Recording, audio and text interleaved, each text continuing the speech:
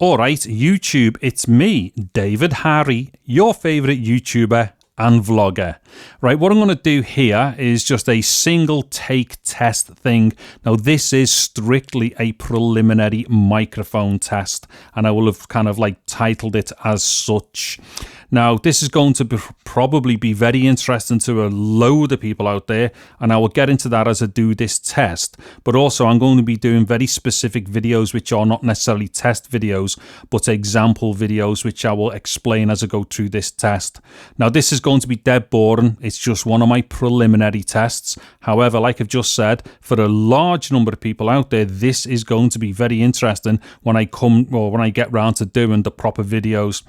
So what it is, right now, I've got me Sennheiser ME64 in a position which may look extremely odd, like if you're looking at this right now going, what's he doing with that mic?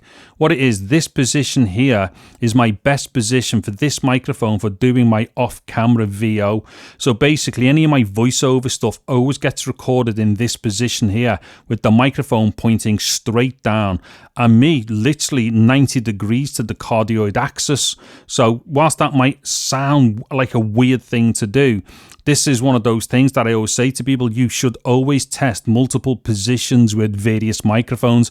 You could be very pleasantly surprised as to the results that you get. So anyways, this is how I would normally use stuff like my HDMI recorders when I'm doing like kind of game walkthrough stuff, or indeed I will do this when I plug it in via, say, a USB audio interface for doing tutorials, say on PC and Mac or Windows and Mac and stuff like that.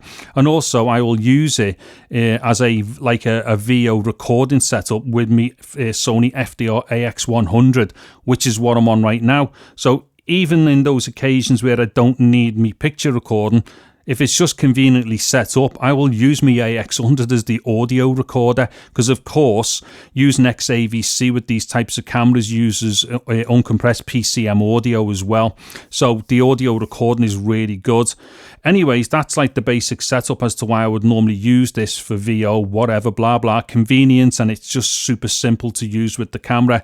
Now, usually, the microphone would be self-powered and plugged directly into the 3.5mm microphone input on the camcorder. However, what's been happening recently, because this camera now is like 8 years old and I've done over 2,000 YouTube videos with it across multiple channels for different types of videos, like full-blown long-form videos, short, like weird videos, and loads of test videos. So like I say, over 2,000 videos on YouTube with this camera. And a lot of it has been done with this microphone. Now, what's happened over a period of time, the jack plug is started coming a bit loose on the camera. So if I'm not careful, I'll get like, you know, what would typically sound like a dry joint problem. It's not that. It's one of the pins lifting off the board by the sounds of it. So unfortunately, I've had to do something about this, but the unfortunate thing that I've done is turn into quite possibly the best thing ever. And that is to use the Sony XLR-A2M interface system for it. So now, my AX100 has got 2 independent channels of XLR preamplification, so and like phantom power and stuff. There's a whole bunch of things on this unit which I will go into in other videos. I'm just briefing it through this one. So right now what I'm doing is testing for this VO position like this. So just a mental note to myself. I've got the level set to -20 as far as the pad is concerned. And then, sorry, that's the pad. The input pad is -20, but the level is set to 4. So basically, there's no way I can kind of overdrive this unless I clip the capsule itself. As far as my levels are concerned, I've got a ton of headroom. And then in post, what I'm doing, I'm applying my usual, like, you know, like summing system, which basically takes me to as close to like 14 LUFS and stuff as far as YouTube's loudness is concerned. Now, here's the big deal here now. So these units used to cost about £500. So this is the A2M or the K2M. What it is, the K2M is actually the name of the actual package that you buy, but the A2M is the actual unit, like the preamp unit. It's a bit weird because when you look for these things, you see A2M and K2M. They're basically the same thing. One is the name of the package. Physically, the box you buy is called the K2M package, and then the actual preamplifier is the A2M. Now, these must have come out, I don't know, 6, 7, 8 years ago, whenever it was. Seems like 500 quid, something like that. Anyways, you can't buy these new anymore. The latest one is the K3M. And the thing with that one, it won't work on the AX100. So luckily, I managed to find this one for £175. But here's the really good news. It works with the A7 Mark III, which is super awesome. So that means that the A7 III now is going to get 2 XLR inputs on it, which is friggin' amazing. And I believe it even works with the ZV-1. So I've got to double check that one.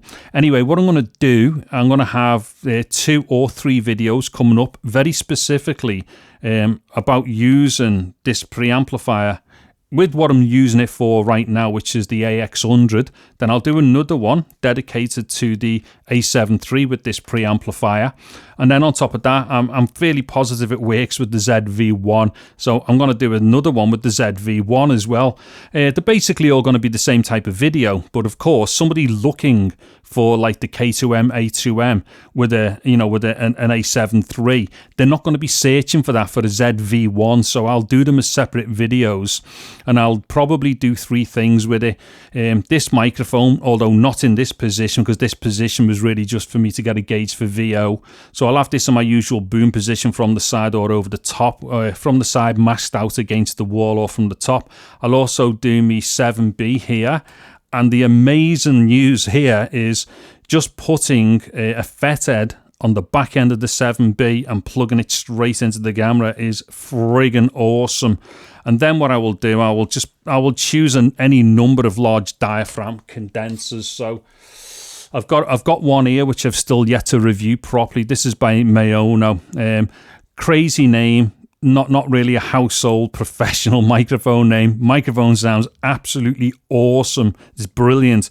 But then I've got a large number of other 1-inch type studio condenser things and whatnot. So what I'll do, I'll pick 3 mics, this one, the 7B, and then a typical 1-inch condenser, and run the same 3 mics through 3 videos, one with the AX100, one with the A7 III, and then one with the ZV-1, hopefully, because I'm fairly sure it works with that. Anywho, that will do for this video, because this was just meant to have been something for me to have gotten an idea about this VO position and stuff. Oh yeah, by the way, here's the signal as it went in. So right now, this is the signal as it was recorded. This will be a lot lower than what the summed up version is. And then right now, this is the summed up version. Quite a bit louder than the lower one, because with the lower one, I've deliberately kept it so that there's a ton of headroom in the top, so there's no way I can clip, which obviously means in order to hit 14 lufts, I've got to drag that right up in post.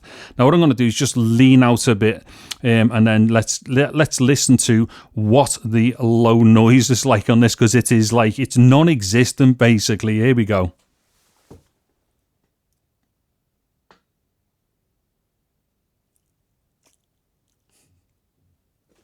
Yeah, that's basically non-existent. It's super awesome. Anyway, that'll do for that. So if anybody's come across this prelim, let us know in the comments what you've thought of it, the sound of it and stuff like that. And if you are into this type of stuff, definitely keep an eye on the channel because of the individual ones that I'm going to do with this preamplifier, with obviously the AX100, A7 III, and hopefully the ZV-1. Anywho, I'm David Harry. Thank you very much for watching this video. Take care and goodbye now.